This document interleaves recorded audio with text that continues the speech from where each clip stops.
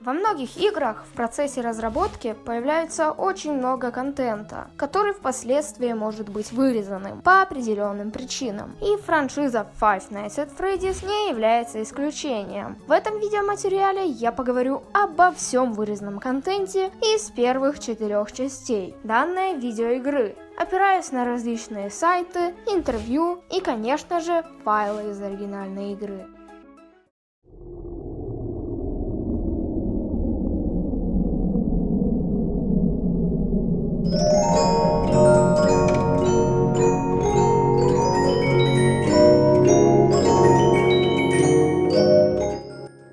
В файлах игры первой части в основном нету чего-то интересного. Лично я очень сильно надеялся там увидеть Леона из Бравл Старс. Итак, начнем с классики. Система жизней, которую можно найти в файлах игры, а также увидеть в геймплейном трейлере на официальном YouTube-канале Скотта Коутона. Вероятнее всего, от идеи отказались перед самым выходом игры, ибо геймплей вышел за месяц до официальной даты релиза. И, кстати, 13 июля ему исполнилось 7 лет. Возвращаясь к системе жизней, хочется отметить, что у игрока в меню было несколько человечков, однако очень странно, что в геймплее такого не было. Вдобавок, вы могли их лицезреть при запуске ночи. По догадкам фанатов, если ты потерял все жизни, ты должен начинать игру сначала. Неудивительно, что от этой задумки отказались. Игра и без того была крайне сложна, а тут еще и такая система. Первоначальная версия камер. Изначально в первой части франшизы по камерам мы перемещались не с помощью кнопок с их же названием по типу CAM1C, 2B, 4A, а по рисункам камеры. А еще камера из локации, которую мы просматриваем в данный момент, подсвечивалась зеленым светом. Сейчас же чем-то между желтым и зеленым. Еще расположение некоторых камер совершенно другое. Также в оригинальной игре можно найти файлы из демо-версии. Опираясь на интервью Скотта Коутона для Льюиса Докинза в 2018 году на годовщину первой части франшизы, можно понять, что изначально вместо Фокси мог быть аниматроник Волк или Бобер. Кстати, в самом первом трейлере мы могли наблюдать, как бегает Бонни, но в дальнейшем эту способность передали Фокси. В этом же трейлере мы могли видеть, как кролик снимает голову со своего же эндоскелета. Похожую картинку заметили на анимированной иконке игры в Steam Green Light, только уже с Фредди Фазбером.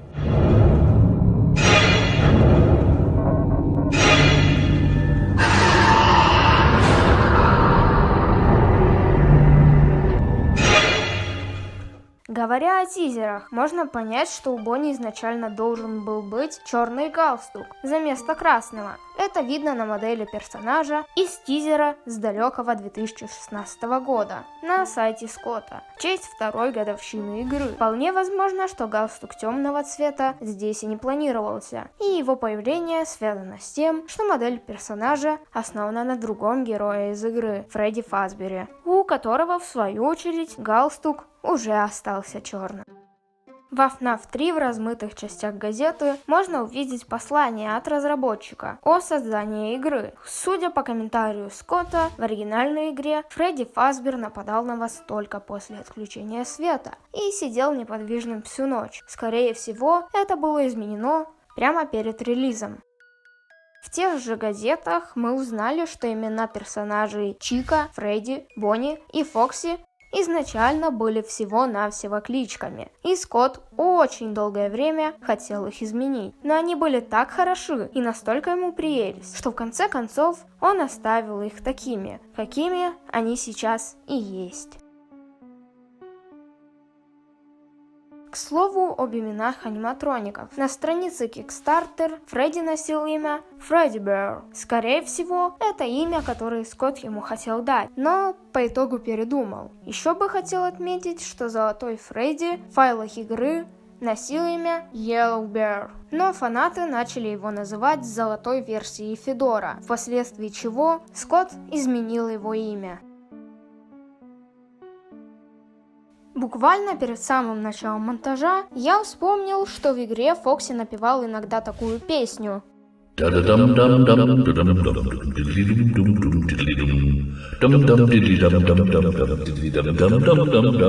Но, если я не ошибаюсь, в файлах игры она длилась намного дольше. Пожалуйста, напишите об этом в комментариях, если это не так. В следующем ролике на эту тему я постараюсь поделиться с вами максимально точной информацией об этом.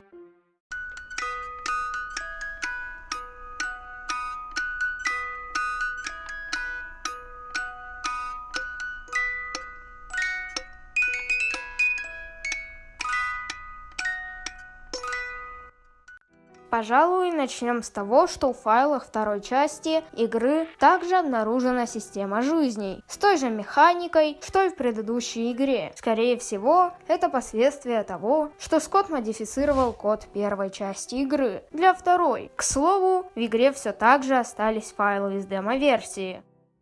В геймплее на этот раз изменений меньше, но зато каких. В файлах игры был обнаружен индикатор токсичности, который ограничивал игрока в использовании маски, и приходилось временно ее снимать, дабы токсичность исчезла. Как сказал Скотт Коутон 8 августа 2018 года в интервью все того же Льюиса Докинза, ему показалось, что это выбивалось из стиля игры, и за место токсичности он добавил шкатулку с марионеткой. И, на мое скромное мнение, это абсолютно верное решение. Ведь игра была бы намного легче, если бы марионетка не имела такой функции, а иногда приходилось бы надеяться на удачу, ведь в любой момент вам могло просто не повезти, ибо в офисе за один раз могло бы пройти больше времени пребывания аниматроника, чем время наполнения индикатора токсичности. Да и откуда она там, неизвестно. Позже аналог токсичности появился в Five Nights at Freddy's Sister Vacation в виде кислорода, который забирают мини-рины, а также он начал появляться во многих FNAF пародиях, например, таких как FNAF Ultimate Edition.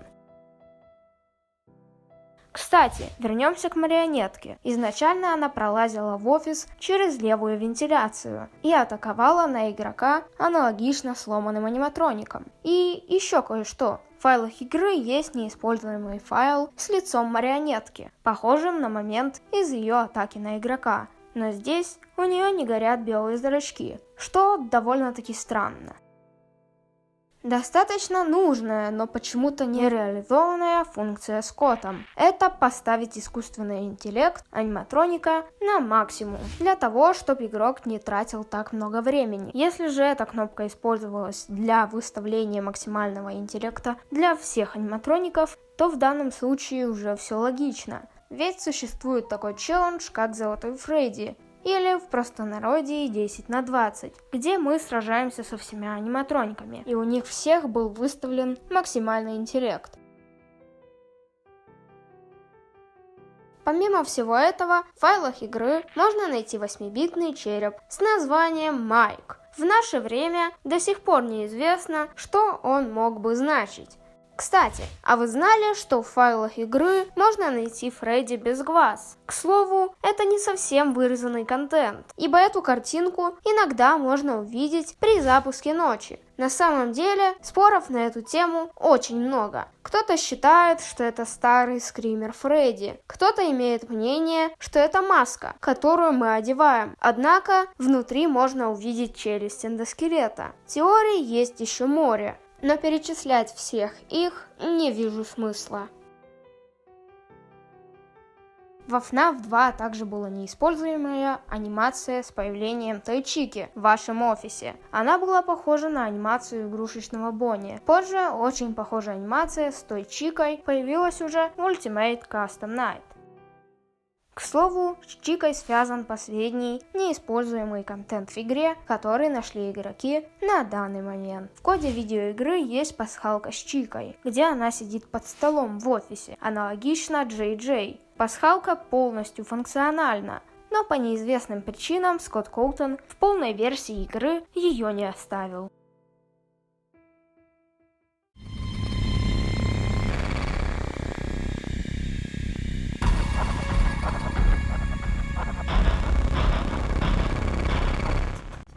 В современном FNAF 3 было очень много интересных вещей, а в геймплее она стала одной из самых уникальных частей франшизы. И пускай сказать, насколько он на самом деле увлекателен, очень спорно, многим он действительно понравился. Одной из главных новинок являлась система вентиляции, по которым наш новый главный антагонист и по совместительству единственный настоящий аниматроник в ночную смену Springtrap, известен также как Уильям Афтон, мог пробраться к нам в офис. И для того, чтобы этого не случилось, достаточно было вовремя нажать на иконку вентиляции 2 раза.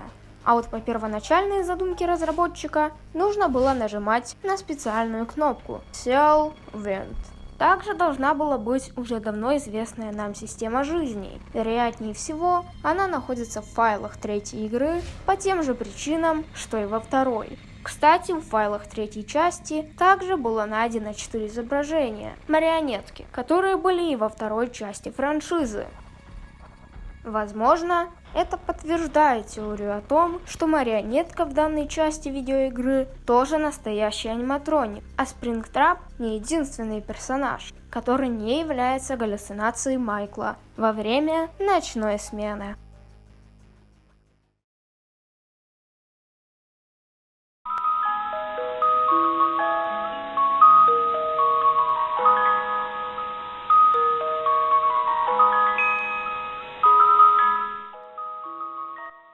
FNAF 4. О, да!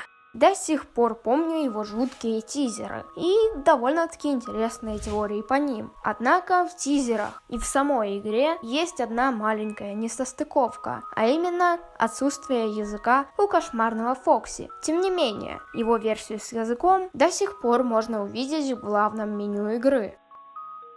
Как заявлял Скотт у того же Давко, этот язык показался ему не страшным. Хотя, как по мне, было бы прикольно увидеть Фокси в самой игре с таким языком. Кстати, вы удивитесь, но это Донбасс.